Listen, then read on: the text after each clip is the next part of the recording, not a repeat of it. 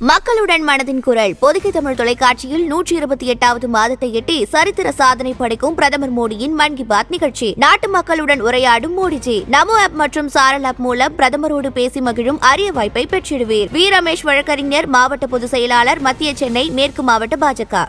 உங்கள் தங்க நகையை அதிக விலைக்கு விற்கவும் மற்றும் அடகில் இருக்கும் தங்க நகையை மீட்டெடுத்து அதிக விலைக்கு விற்கவும் உடனே அணுகவும். Prime gold hub 9840551787. No compromise. உங்க சைடுலயும் எங்க சைடுலயும். It's a GT promise. GT Holidays, South India's #1 travel brand. Imran கானுக்கு என்ன ஆச்சு? அவர் இருக்காரா இல்லையா சார்? இம்ரான் கான் சிறையில் இருக்கிறார், ஆனால் உயிரோடு இருக்கிறாரா என்பதுதான் இப்போ கேள்வி. அதே மாதிரி ஊழல் குற்றச்சாட்டு மிகுந்த ஒரு நாடாக பாகிஸ்தான் இருப்பதை நம்ம பார்க்கிறோம். அப்ப அங்க ஜனநாயக மாண்புகள் இல்ல, ஜனநாயகமே இல்ல. அப்படிப்பட்ட ஒரு சூழலில் இம்ரான் கானுடைய கட்சி ஆட்சிக்கு வருது. அவர் ஆட்சியை பிடித்தார்.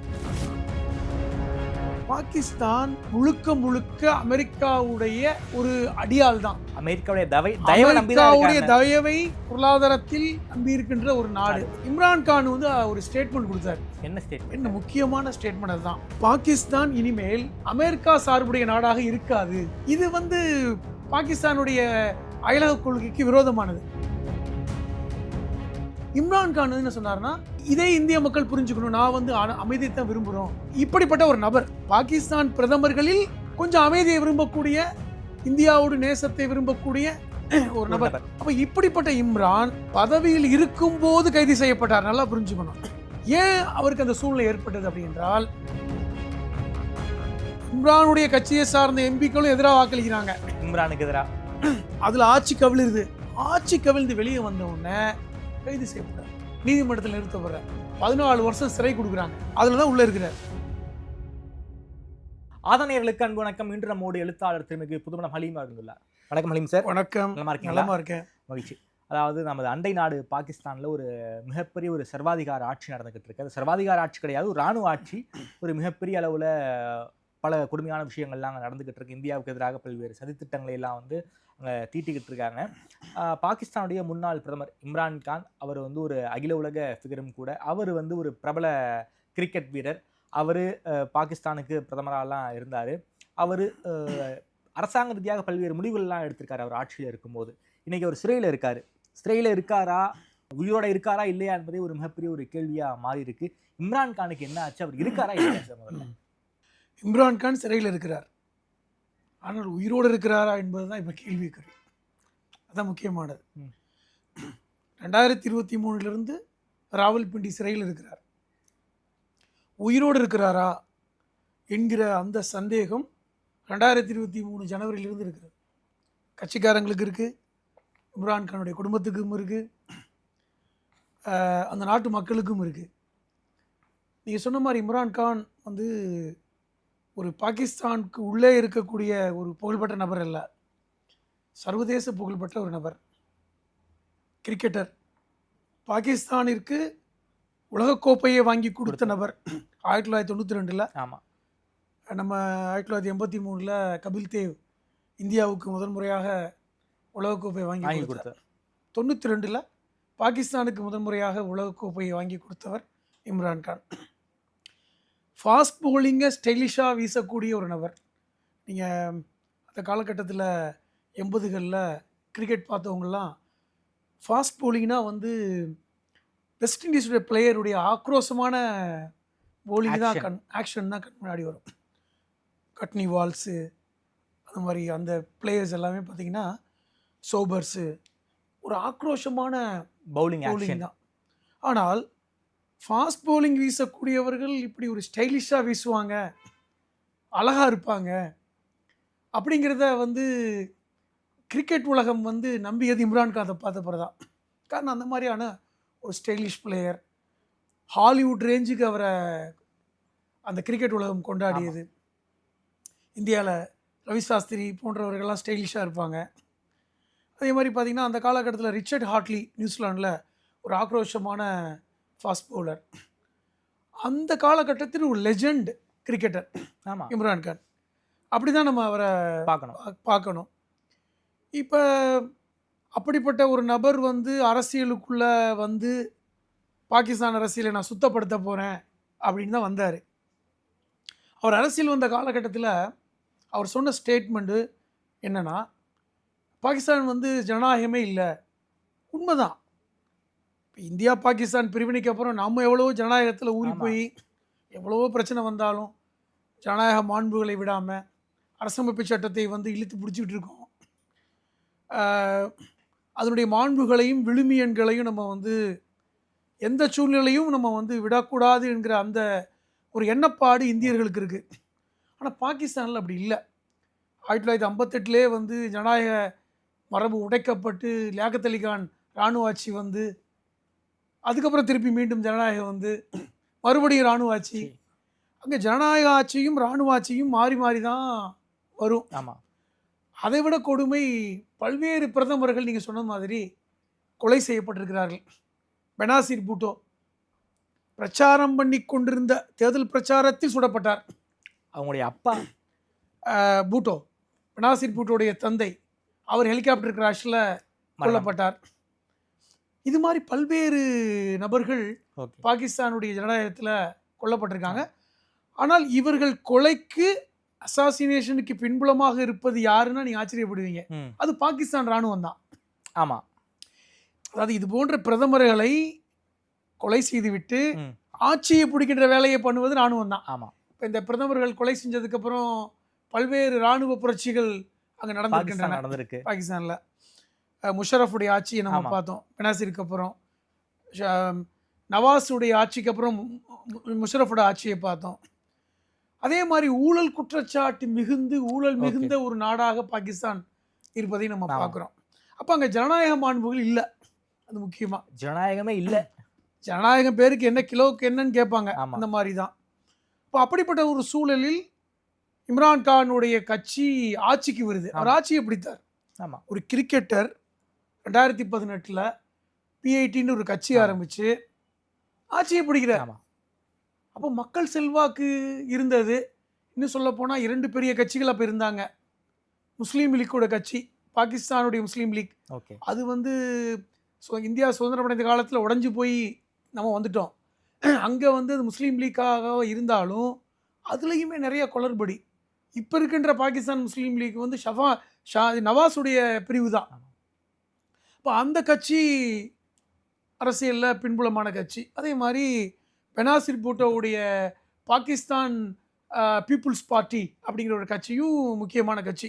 இந்த ரெண்டும் தான் மாறி மாறி ஆட்சியை பிடிச்சாங்க. புதிதாக ஒரு கட்சியை இம்ரான்கான் ஆரம்பித்து 2018 ஆட்சிக்கு வர்றார். முக்கியமாக இப்போ இந்த 2 கட்சியும் எதிர்கட்சியாக போயிட்டாங்க. 2 கட்சியுமே எதிர் துருவத்தில் இருக்கிற கட்சி தான். திமுக மாதிரி.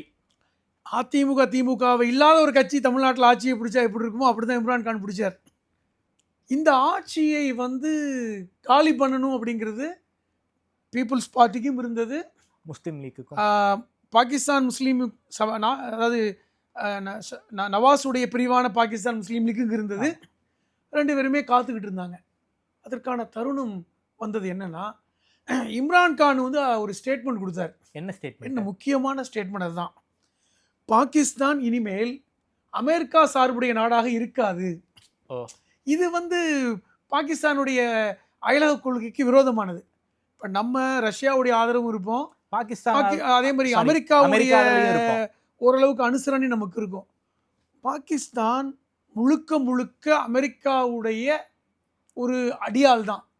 அமெரிக்காவுடைய தயவை பொருளாதாரத்தில் நம்பி இருக்கின்ற ஒரு நாடு. அது எந்த காலகட்டத்திலையும் அப்படிதான்.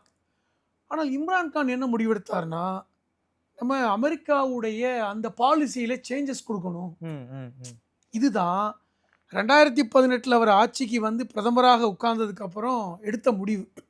இது ஒன்று முக்கியமானது. ஃபாரின் அஃபேர்ஸ் சம்பந்தமாக அது ஒரு பெரிய பிரச்சனையை கொடுத்தது. பொதுவாக பாகிஸ்தான் இராணுவ தளபதிகளுடைய அந்த இன்டர்வென்ஷன், ஊடுருவல் அரசியலுக்குள்ள இருக்கும். நீங்க பாகிஸ்தான் இராணுவ தளபதியை பகைத்து கொண்டு ஆட்சி அமைக்க முடியாது, நிச்சயமா ஆட்சியில் இருக்க முடியாது. அப்ப இது ஒரு சிக்கல் அங்க இருந்தது.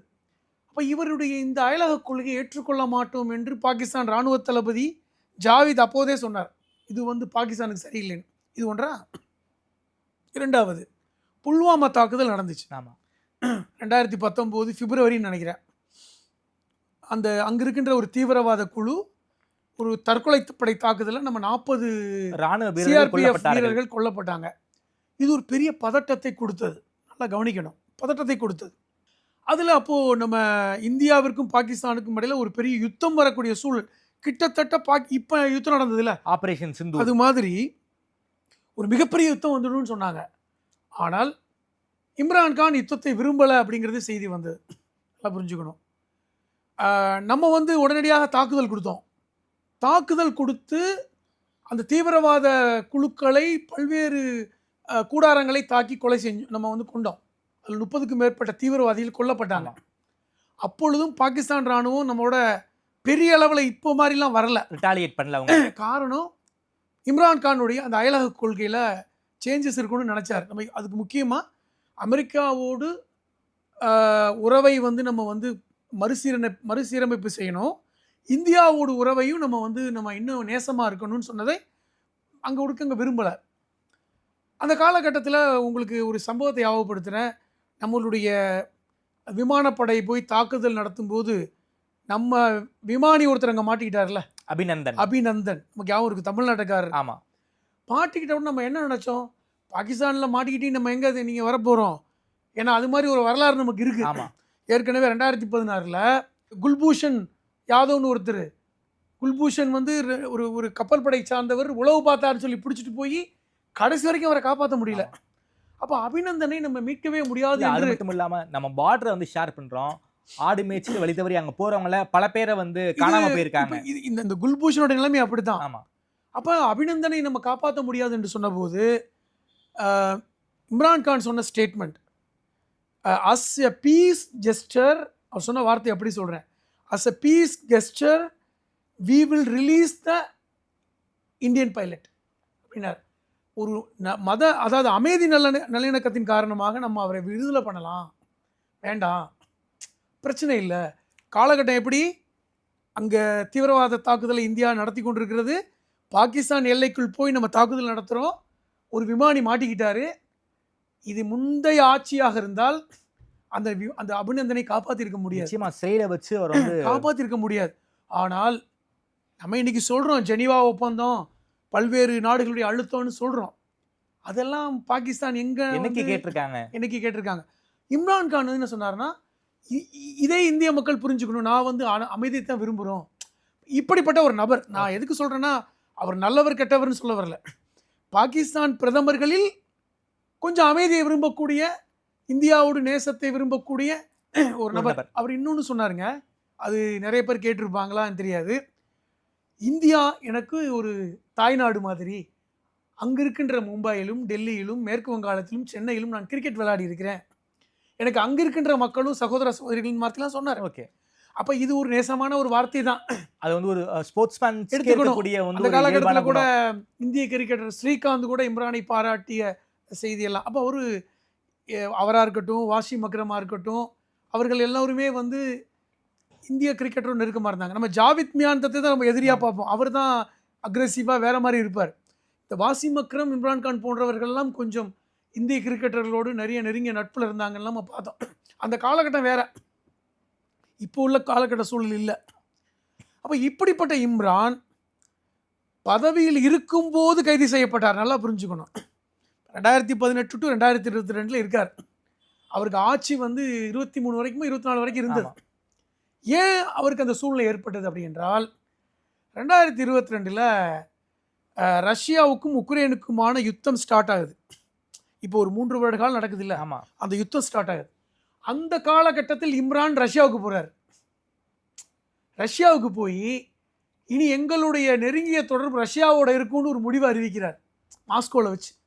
இது அமெரிக்காவை அதிர்ச்சிக்குள்ளாக்குது. பாகிஸ்தான் இராணுவ தளபதி, அங்குள்ள ISI, அவங்களுடைய உளவு, அவங்களுடைய அமைப்பு எல்லாமே ஷாக் ஆகுறாங்க. அது எப்படி நம்ம ரஷ்யாவோட நெருங்க முடியும், அமெரிக்காவை வந்து எதிரியாக நினைக்க முடியும்? அப்போ இந்த ஜாவித் பஜ்வாலாம் கோவப்பட்டு ஸ்டேட்மெண்ட் கொடுக்குறார். இதெல்லாம் நடக்குது. அப்போ இந்த காலகட்டத்தில் அவர் திருப்பி பாகிஸ்தானுக்கு வர்றாரு. அவர் மேலே பல்வேறு குற்றச்சாட்டுகளை இராணுவம் சுமத்துது. இவர் ஊழல் செஞ்சிருக்காரு, இராணுவ நீதிமன்றம் இவருக்கு 14 ஊழல்கள் அப்படின்னு சொல்லி ஒரு பட்டியலிடுது.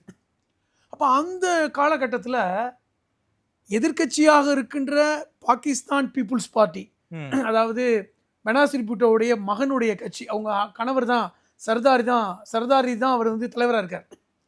இன்னொரு கட்சி வந்து நவாஸுடைய கட்சி, பாகிஸ்தான் முஸ்லீம் லீக், நவாஸுடைய நவாஸ். பிரிவு, நவாஸுடைய பிரதர் ஷானவாஸ் அவர் இருக்கார். இப்போ இந்த ரெண்டு கட்சியுமே எதிரெதிர் துருவங்களில் இருந்தாலும் இம்ரான்கானை வீழ்த்துவதற்கு ஒன்றா சேர்றாங்க. ஓகே. இங்கே எப்படி ஒரு மூணாவது கட்சி ஆட்சிக்கு வந்ததுக்கப்புறம் அதிமுகவும் திமுகவும் சேர்ந்து வீழ்த்துனாங்கன்னா என்ன மாதிரியான ஒரு சூழல் பெர்செப்ஷன் கிரியேட் ஆகுமோ அது அப்படி மாதிரி பண்ணுறாங்க. பாகிஸ்தான்ல நடக்குது. நடக்குது. எதிர்க்கு எதிரி 2 பேரும் கை கோத்துக்கிட்டு இம்ரான்கானை வீழ்த்துறாங்க. காரணம் பின்புலம் யார் இருக்குதுன்னா பாகிஸ்தானுடைய ராணுவம் இருக்கு. ராணுவம். ஸோ ராணுவத்தின் கைப்பாவையா தான் 2 கட்சிகளும் இருக்காங்க. எல்லா கட்சிகளுமே அங்கே ராணுவத்துடைய கைப்பாவை தான் இருக்க முடியுங்க. ஓகே. அங்கே ஜனநாயகமே கிடையாது. ராணுவத்தை பகைத்து கொண்டு அங்கே ஆட்சி செலுத்த முடியாது. நீங்கள் பகைச்சிக்கிட்டீங்கன்னா ராணுவ புரட்சி ஏற்படும், பிரதமர் கைது செய்யப்படுவார். அந்த நிலைமை தான் இம்ரானுக்கு. பார்லிமெண்ட்டில் அவர் மேல் நம்பிக்கையில்லா தீர்மானம் இயற்றி இம்ரானுடைய கட்சியை சார்ந்த எம்பிக்களும் எதிராக வாக்களிக்கிறாங்க இம்ரானுக்கு எதிராக. அதில் ஆட்சி கவிழ்ந்துருது. ஆட்சி கவிழ்ந்து வெளியே வந்த உடனே கைது செய்யப்படுறார், நீதிமன்றத்தில் நிறுத்தப்படுறார், 14 வருஷம் சிறை கொடுக்குறாங்க. அதில் தான் உள்ளே இருக்கிறார். இப்போ 2023க்கு முன்னாடியே அவர் 2022 ஜெயிலுக்கு போயிட்டார். அந்த காலகட்டத்தில் கட்சிக்காரங்க போய் பார்க்குறாங்க, வர்றாங்க. ஆனால் அவரை பற்றி வந்து செய்திகள் பெருசாக இல்லை. ஆனால் அவர் கட்சிக்காரங்க போகிறாங்க வர்றாங்கன்னு தெரியுது. 2023 ஜனவரியிலிருந்து அவர் உயிரோடு இருக்காராங்கிற தகவல் தான் இப்போ இல்லை. குடும்பத்தினர், இப்போ நீங்கள் இம்ரான்கானுடைய குடும்பம்னு பார்த்தீங்கன்னா அவருடைய முதல் மனைவி வந்து இங்கிலாண்டை சார்ந்தவர், ஜெமீமான்னு நினைக்கிறேன். ஜெமீமா அவர் வந்து ஒரு இங்கிலாண்டை சார்ந்த ஒரு பெண்மணி. அவர் இஸ்லாமியராக மாறி தான் கல்யாணம் பண்ணார். அவருக்கு 2 குழந்தைகள், ஆண் குழந்தைகள். காசிம்னு ஒரு பையன், இன்னொரு பையன். எல்லாருமே இங்கிலாண்டில் செட்டில் ஆகிட்டாங்க. அவங்க யாரும் இங்கே இல்லை. ஓகே. பாகிஸ்தானில் இல்லை. விவாகரத்து பண்ணிட்டார். 2வது ஒரு பெண்ணை கல்யாணம் பண்ணார். அவங்க வந்து ஒரு ஜேர்னலிஸ்ட். அதுவும் ரொம்ப நாள் நினைக்கல. அதுக்கப்புறம் ஒரு 3வது பெண்ணை கல்யாணம் பண்ணி தான் இப்போ வாழ்ந்துட்டு இருக்கார். அவங்களுக்கு குழந்தை கிடையாது. இந்த காலகட்டத்தில் தான் அவர் கைது செய்யப்படுகிறார். அவர் பிரதமராக இருந்தபோது தான் 3வது கல்யாணம் பண்ணார். இப்போது என்னன்னா, இம்ரான்கானுடைய சகோதரி 2 பேரும் அவரை ஜெயிலில் போய் பார்க்குறதுக்கு 2 தினங்களுக்கு முன்னாடி போகிறாங்க. ஓகே. அவரை அனுமதிக்கலை. ஏன்னா ஜனவரியிலேருந்து பார்க்க முடியல. ஸோ குடும்பம் பார்த்தா அவங்க அம்மா அப்பா உயிரோடு கிடையாது.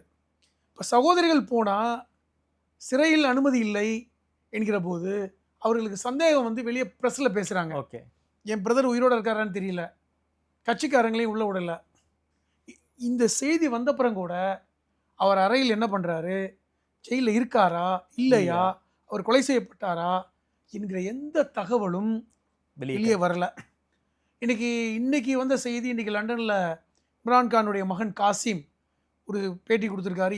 எங்கள் அப்பா உயிரோடு இருக்கான்னு தெரியல, சர்வதேச நாடுகள் இதில் தலையிட வேண்டும் என்கிற கோரிக்கை வச்சுருக்காங்க. ஏன்னா இம்ரான்கான் வந்து ஒரு இன்டர்நேஷ்னல் ஃபிகர். நீங்கள் பாகிஸ்தானோடு நீங்கள் வந்து மட்டும் இருக்கின்ற ஒரு தலைவர்களில் ஒருவர் அல்ல, கிடையாது. ஒரு இன்டர்நேஷ்னல் ஃபிகர், எல்லை தாண்டிய பிரபலம். அப்போ அவரை வந்து நீங்கள் இன்றைக்கி ஐசிசி கூட கேள்வி கேட்கல. அவர் ஒரு வேர்ல்ட் கப் வாங்கி கொடுத்த ஒரு கேப்டனுங்க. கபில் தேவுக்கு ஒரு நிலைமை ஏற்பட்டால் என்னவோ அப்படி தான். அப்போ ஐசிசி கேட்கல, சர்வதேச நாடுகள் கேட்கல. என்ன காரணம்னா, அமெரிக்காவுக்கு எதிரான மனநிலையை கொண்டிருந்தார் என்கிற ஒற்றை செய்திக்காக இன்றைக்கி ஐரோப்பிய யூனியனும் கேட்கல. ஓகே. இன்றைக்கி இம்ரான்கானுடைய செய்திகள் பெரிய அளவில் கேள்விக்குள்ளாக்கப்படாமல், ரஷ்யா கேட்கலாமே, சைனா கேட்கலாமே, கேட்காதுல்ல. பாகிஸ்தானோட ரஷ்யா இன்னும் நெருங்கலையில். இப்போ இருக்கின்ற ஆட்சி வந்து அமெரிக்காவோட நெருக்கமான ஆட்சி. இல்லை, சைனாவும் பாகிஸ்தானும் கொஞ்சம் நெருக்கமாக இருக்காங்க. பாகிஸ்தானுடைய தலைமை தளபதி முனீர் சில மாதங்களுக்கு முன்பு வெள்ளை மாளிகைக்கு போனாரா? ஆமாம், போன மாதம் கூட போனார். எஸ். போய் என்ன பேட்டி கொடுத்தாங்க? முனீரும் ட்ரம்பும் வெளியே வந்து பேட்டி கொடுக்குறாங்க. அப்போ ட்ரம்ப் சொல்கிறாரு, முனீர் என் நண்பர், முனீர் தான் இந்தியா பாகிஸ்தான் யுத்தம் நிறுத்துவதற்கு காரணமாக இருந்தவர், என் சொல் கேட்டு நிறுத்தினார், ஐ லவ் பாகிஸ்தான். இப்படி தான் ட்ரம்ப் பேசினார். அப்போ எந்த அளவுக்கு நெருக்கம் இருக்குது? அவங்க எப்படி பாகிஸ்தானுக்கு ஆதரவாக, இம்ரான்கானுக்கு ஆதரவாக பேசுவாங்க? இல்லை, ரஷ்யா ஏன் பேசலை? என்னன்னா, ரஷ்யா பேசாது. ஏன்னால் ரஷ்யாவும் பாகிஸ்தானுக்கான அயலக உறவு ஒன்றும் பெருசாக இல்லை. ஷபாஸ் கான் இருக்கார், இப்போ அவர் ரொம்ப நெருக்கம் இல்லை, தேவையில்லை ரஷ்யாவுக்கு. சீனாவுக்கு பெருசாக இல்லை. ஏன்னா நீங்கள் சொன்ன மாதிரி இன்றைக்கி வந்து பாகிஸ்தான்லேயும் பங்களாதேஷ்லேயும் இருக்கின்ற சூழல் என்பது ரொம்ப மோசமாக இருக்குது. பங்களாதேஷுடைய முன்னாள் பிரதமர் ஷேக் ஹசீனாவுடைய அந்த வெர்டிக்ட் நீதிமன்றத்தில் அவர் வந்து மரண தண்டனை விதிக்கப்பட்ட ஒருத்தருக்கு நீங்கள் அடைக்கலம் கொடுக்காதீங்க அப்படின்னு சொல்லி அவரை நீங்கள் வந்து நாடு கடத்தணும் அப்படிங்கிற சூழல் நம்ம பார்க்குறோம். இப்போ இதுவும் யாரும் சர்வதேச நாடுகள் வந்து இந்தியாவுக்கு எதிராக குரல் கொடுக்கல. அதே மாதிரி இம்ரான்கான் சூழலுக்கும் யாரும் எதுவும் பேசலை. அப்போ இது என்ன மாதிரியான சூழல் இருக்குது என்பதை எல்லோரும் உற்று கவனிக்கிறாங்க. மொத்தத்தில் நம்ம அண்டை நாடான பாகிஸ்தான்லேயும் பங்களாதேஷ்லேயும் இருக்கின்ற சூழல் என்பது ஒரு அன்பிரிடிக்டபிள் சூழல் தான். இதை உருவாக்கியது அமெரிக்காவா? அமெரிக்கா பின்புலமாக இருந்திருக்கலாம். என்ன காரணம்னா, இன்றைக்கி பங்களாதேஷுடைய ஆட்சி மாற்றம் அவர்கள் வந்து எதிர்பார்த்த அந்த அமெரிக்காவுடைய அந்த ஏவுகணை தளம் வந்து பங்களாதேஷில் வரணும்னு அமெரிக்கா விரும்பியது. அதற்கு வந்து ஷேக் ஹசீனா ஒத்துழைப்பு கொடுக்கலைன்னு சொல்கிறாங்க. அதனால் இது மாற்றம் சொல்கிறாங்க. இப்போ இருக்கின்ற பங்களாதேஷில் இருக்கின்ற அந்த அதிபர் அமெரிக்காவோடு சிஏ ஏஜென்ட்னே சொல்கிறாங்க. தெரியல. இன்றைக்கி பாகிஸ்தானில் இருக்கின்ற முனீர் வெளிப்படையாக அவர் வந்து அமெரிக்காவுடைய ஏஜென்ட் தான். ஆமாம். அப்போ அமெரிக்காவுடைய சிஐயுடைய பின்புலம் இருக்கலாம். ஆமாம். இந்த சூழல் தான் இப்போ இன்றைக்கி நடக்குது. இப்போ இம்ரான்கான் வெளியே வந்தாலும் வராவிட்டாலும் இந்தியாவுக்கு ஒன்றும் இல்லை. நம்ம என்ன தலையிட முடியும்? நமக்கு எல்லாம் ஒன்று தான். பாகிஸ்தானுடைய எல்லா வெளியுறவு கொள்கையும் நமக்கு ஒன்று தான். இதுதான் நிலைமை. ரஷ்யா வந்து ஒரு நாட்டுக்கு எதிராக எதுக்கு தேவையில்லாமல் கருத்து சொல்லணும் அப்படின்னு நினைக்கலாம். ஏன்னா இப்போ இம்ரான்கானுடைய விஷயம் என்பது அவருடைய உள்நாட்டு விஷயம். நான் என்ன பார்க்குறேன்னா, சர்வதேச கிரிக்கெட்டர்கள் கருத்து சொல்லலை. ஐசிசி அட்லீஸ்ட் ஒரு கருத்து சொல்லியிருக்கலாம். அவர் முன்னாள் கிரிக்கெட்டர் நிலைமை. ஆனால் அவர் இம்ரான்கான் அதை தாண்டி இன்றைக்கி ஒரு அரசியல்வாதியாக போயிட்டார். ஒரு முன்னாள் பிரதமர் என்கிற இடத்துக்கு நகர்ந்துட்டார். ஆனால் இங்கிலாந்து அரசு இதற்கு குரல் கொடுக்குமா? என்ன காரணம்னா, ஆரம்பத்தில் இம்ரான்கான் வந்து ஒரு இங்கிலாந்து குடிமகன். அதுக்கப்புறம் பாகிஸ்தானுடைய அரசியலுக்கு வந்ததுக்கப்புறம் மீண்டும் பாகிஸ்தான் குடிமகனாக தன்னை மாறிக்கிட்டார். இதெல்லாம் பார்க்க வேண்டியிருக்கிறது. ஒரு விஷயம் என்னவென்றால், பாகிஸ்தானில் ஜனநாயகம் இல்லை. எந்த ஜனநாயக அதிபர்கள் வந்தாலும் அங்கே வந்து சர்வாதிகார ஆளுமையும் சர்வாதிகாரத்துடைய அந்த அந்த அந்த வெளிச்சமும் தான் இருக்குது. அங்கே என்ன நினச்சாலும் ஜனநாயகம் மலராது. நம்ம இந்தியாவிலனா ஒரு நீதிமன்றத்தில் போய் போடலாம், அதெல்லாம் வாய்ப்பே இல்லைங்க. பாகிஸ்தானில் அப்படி ஒரு சட்டம் இருக்கான்னு கேட்பாங்க. அதெல்லாம் இந்தியாவில் தான். ஹேபியஸ் கார்பஸ் மனு போட்டு அவர் இருக்காரா இல்லையான்னு கேட்குறதெல்லாம் அங்கே உச்ச நீதிமன்றமே வந்து இராணுவத்துடைய கைக்கூலிகளாக மாறி ரொம்ப நாளாச்சுங்க. இந்த மனுக்கெல்லாம் வேலை இல்லை. அதனால தான் அந்த குடும்பத்தினர் கதறாங்க. ஓகே, சட்டம்னு ஒன்றுமே கிடையாது. இன்னும் சொல்ல போனால் அங்கே இருக்கின்ற ஒரு இம்ரான்கான் வந்து இந்தியா பிரிவினை போது இருந்த பஞ்சாபை சார்ந்தவர்கள்னு சொல்கிறாங்க. அடிப்படையில் ஒரு பஞ்சாபின்னு கூட சொல்கிறாங்க. எப்படி இருந்தாலும் இன்றைக்கி பாகிஸ்தான் சூழல் என்பது அங்கே இருக்கின்ற அரசியல் அந்த பின்புலம், அரசியல் கான்ஸ்பிரசி எவ்வளவு மோசமாக இருக்குங்கிறது இம்ரான்கானுடைய விஷயத்தில் நம்ம பார்க்குறோம். ஓகே, ரொம்ப நன்றி சார். குறிப்பாக இம்ரான்கான் உயிரோடு இருக்காரா இல்லையா அதையே வெரிஃபை பண்ண முடியாத அளவுக்கு பாகிஸ்தானில் வந்து எதேச்சதிகாரம், இராணுவம் வந்து அந்தளவுக்கு ஊடுருவி இருக்காங்க. ஒரு ஒரு இன்டர்நேஷ்னல் ஃபிகர் அவருக்கே ஒரு இந்த நிலைமைனா சாமானிய மக்களுடைய நிலைமை என்னவாக இருக்குங்கிறது ஒரு மிகப்பெரிய ஒரு கேள்விக்குறியாக இருக்குது. குறிப்பாக நாமெல்லாம் இந்தியாவில் பிறந்ததுக்கு மிகப்பெரிய புண்ணியம் பண்ணியிருக்கணும் போல இருக்குது. அந்தளவுக்கு நமக்கு சட்ட பாதுகாப்பு இருக்குது, மனித அரசியல் உரிமைகள் நமக்கு இருக்குது. இதெல்லாம் எதுவுமே இல்லாமல் பாகிஸ்தான் ஒரு எதேச்சதிகாரம், இராணுவ புரட்சி, அதை பற்றிலாம் ரொம்ப விரிவாக பேசியிருக்கீங்க. நேரில் நேரம் கொடுத்து பேசியமுக்கு நன்றிகள் சார்.